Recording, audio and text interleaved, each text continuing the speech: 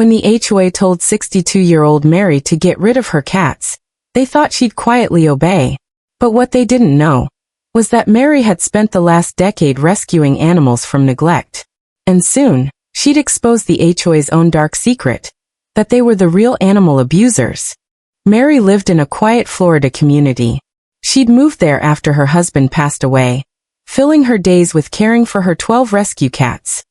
Each one saved from the streets, from abusive owners, or from being euthanized. Her home was immaculate. The cats had their own enclosed outdoor catio, fresh water, and more toys than a daycare. Neighbors even brought their children over to meet the cats. Mary had never received a single complaint, until the HOA got a new president. The letter was blunt. Your cats are creating a nuisance. You must reduce the number of animals to 3 or face fines of $100 per day. Mary's hands trembled. They weren't just telling her to get rid of pets. They were demanding she give away family.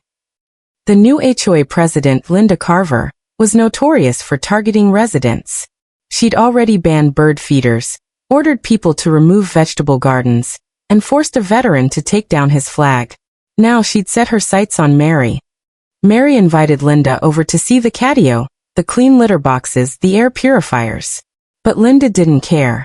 She claimed she'd received multiple complaints about the smell and noise. When Mary asked who complained, Linda refused to answer. The next week, Mary received another letter, this time, a $700 fine for failure to comply. She was devastated. She couldn't afford to pay fines every week. But she also refused to give up her rescues. Mary started researching her HOA. What she found was horrifying. The HOA's own clubhouse property had 3 stray dogs living under the deck. Neighbors had complained for months about the dogs being skinny and infested with fleas. And the HOA had done nothing. Mary grabbed her camera and began documenting everything. The stray dogs. The filthy, algae-covered community pool. The dead fish floating in the pond behind the clubhouse. She even caught Linda kicking at one of the stray dogs when it approached her. Mary contacted the county animal control office. Within days, officers came to investigate the HOA property. They confirmed the dogs were malnourished, the clubhouse kitchen had rodent droppings, and the HOA had violated multiple health codes. Mary knew she needed backup.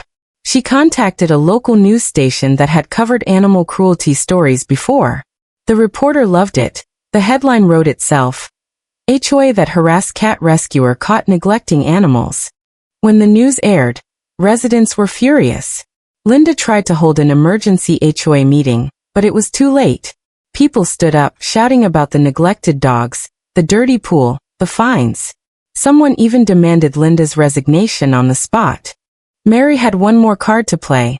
Her lawyer filed a complaint with the state, citing the HOA's selective enforcement and retaliation.